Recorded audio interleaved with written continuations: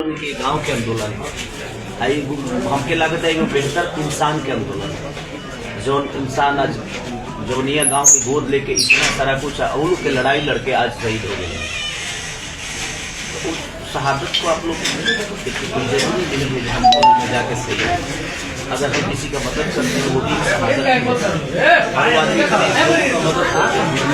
और आज हर वो गरीब लोग तो कहीं ना कहीं इंसान के लिए प्यार सम्मान और सम्मान भी होता है। आज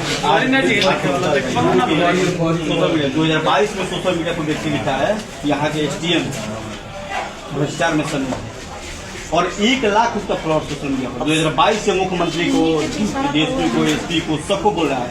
तो 2022 में आपका निष्क्रिय है सोशल मीडिया जो साइबर क्राइम लिख रहा है, आपने क्यों नहीं करवाई थी?